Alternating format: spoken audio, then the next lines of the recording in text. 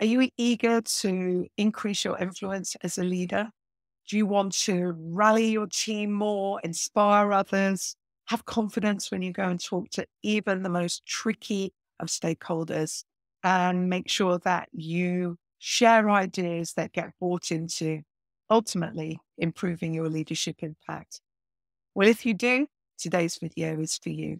I'm going to share one strategy that can step change your influence. It's a simple strategy that, when adopted, will make sure that you connect better with people, that they buy into your ideas, and that you improve your leadership impact. So why is improving your influencing skills so important as a leader? Well, to be honest, it's the way things get done. You can't make people do anything. You need to be able to guide, to inspire, to help people solve problems. And if you do that well, you will find that you just start to have more and more leadership impact.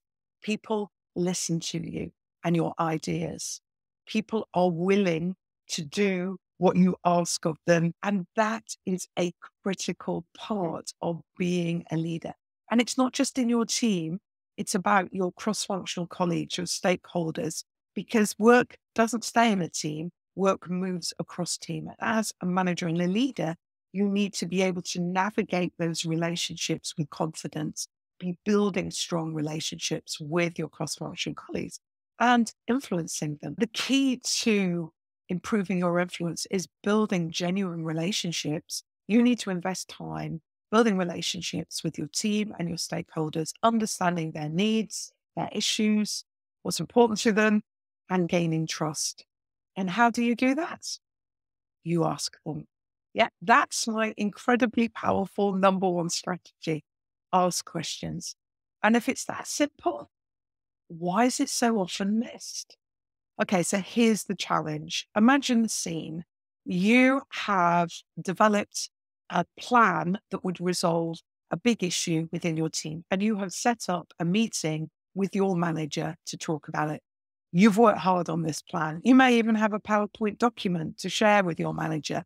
You've thought about it in depth, but you're going to need their go-ahead to spend time and put resource on resolving this issue. So you've set up a meeting.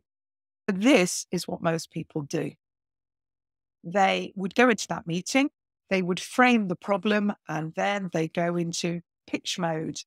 They start to explain the plan, the PowerPoint document may be out, explaining how this plan will solve the problem. And they get to the end and they look up and await the response. And their manager kind of pauses and says, interesting. I don't think this is the time. Now, already your balloon of confidence is starting to shrivel somewhat. And you think, right, okay, maybe they didn't understand. I know what, I'll start to explain it again. And you go into another pitch mode, a summary pitch of what you just said. Still, your manager does not seem swayed by this argument. And you can't really understand because you know this plan would work. And then you get to the end and they go, I need to think about it. And you leave. And now your confidence balloon isn't just deflating, it's popped. And you leave and you think, oh, why did they not see this? It's so obvious. Why does this approach not work for them? Well, let's first put ourselves in the shoes of the manager. Someone in their team has come in. They've told them about a problem that they may or may not know about. And then they have shared a massive amount of information about a plan that may or may not work. And you're being asked to make a decision. People don't like making a decision very, very quickly. On the whole, they like to be able to understand the issue well. And they may have other things going on, other priorities, which they struggle to see in the moment how this plan will help.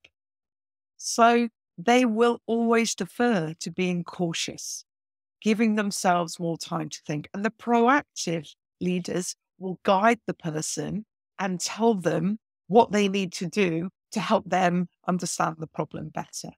The less proactive leaders will just defer and let it go because it hasn't hit home. So ultimately, you have not helped that person think through that problem. But more importantly, you are leaving that room having no idea what they actually think about that problem. You didn't give them a chance to speak or ask questions that helped both of you see that problem in the same way. And that's where the failure to ask questions and to leap into pitch mode undermines your influencing skills. How could you do this differently and have more impact? Yeah, it's going to include asking questions, but let's walk through it and see what you could do to improve your chances of getting a yes. So you would start the same way. You would frame the problem.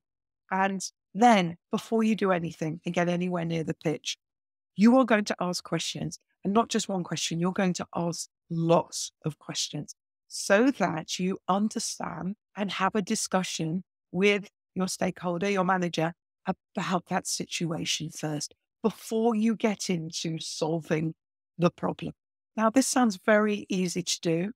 Actually, there's a real skill to it. There are 4 steps that you need to think about. First, you need to be a question ninja. You need to adapt your questioning to what the person is saying. You can't just read the script. You need to be having a conversation that involves questions. So you need to use 2 sorts of questions. Open questions, they're the ones that start how, what, where, why, when, or tell me about. They get information, and they are the kind of questions you need to be leading with. And then you want to be using closed questions. So closed questions, is it, do you get the answer yes or no? And they are brilliant for clarifying and confirming that you're on the same page. So think funnel. You are going to funnel down with open questions, and then you're going to use closed questions to check you on the same page. The whole time you're doing this, you are listening actively, staying focused. And that's really hard. It's so easy to get distracted. So you need to stay focused. Maybe you're taking a few notes just to help structure your thoughts and remember what the person is saying. But ultimately, you are having a whole conversation about this problem. And then when you think, actually, I think I've really understood their view now, and it will be things you maybe have not thought about, this is the time to do a summary of what you've heard and understood. And by summary, short summary, and then just check, have I understood that correctly? A nice closed question. And the person will say yes and no. And then that is the point. You've got to the bottom of the funnel to then start your pitch and explain how you would solve that problem. Now, what you've done is vitally understood the other person's point of view, understood what's important to them, so you can reference in your pitch, build bridges back to those points. But they may have said something you hadn't even thought of. So what you've done here is give yourself time to think that you can either include when you're explaining plan, or to reference and say, I can come back on that. So what you've gone from is you talking at the person to a 2-way conversation where you have aligned behind the problem, and now you are selling persuasive solution to the problem you've just been talking about. It makes such a difference. In fact, there's even another step that can help you even more, because say the person then has a concern at the end, something they're not happy about. We don't go back into that repitch. What we do is use exactly the same technique. We ask nice open questions to understand what the concern is about. And then we can then come up with the answers afterwards. You will find if you adopt this approach, it will just step change your influence and your connection with people, and you'll understand problems better. So you will automatically come up with better solutions. So you will be a more impactful leader. It's a vital skill set, but it doesn't just appear. It is a practice activity. So what I want you to do, if you think this is a skill set that you want to improve, and if you've come this far in the video, you must think that this is what you need to do. First, you're having conversations all day, every day. So I want you to start to practice the open questions and the closed questions as often as you possibly can. Lots of micro practice moments where you just ask more questions, practice summarizing, and then saying what you think. People won't know that you're practicing a new skill. They'll think they're having a good conversation with you. I want you to remember that, because sometimes a little voice will make you feel uncomfortable about doing this. Quieten that voice. You're just having a much better quality conversation. Look for those micro practice moments and just ask more questions. Really practice those questioning skills. It is muscle memory. The more you do it, the more you'll remember to do it. Next, when you have a meeting coming up, which would be a moment where you really want to influence someone, perhaps with an important stakeholder, give yourself 10 minutes, schedule it in your diary, 10 minutes to prepare for the conversation before you go. And by preparing, thinking about the questions you may ask, thinking about how you will guide the conversation, what they may say. This is not a script. This is just getting ready so that the ideas have already percolated around your brain and you are ready to guide the conversation better. And it just makes all the difference. And 10 minutes is all you really need to get your head in the game for a really influential conversation, and have it just before the meeting. If you want to understand more about how influence fits into the total skill set of leaders, this video here, The Leader's Ladder, How to Get Ahead as a Leader, is a great video to start with next. If you've got any questions on this, please put them in the comments. I'll be around to answer them. And if you found this video useful, please like, subscribe, and ring the bell. You'll get notified of each and every video I release.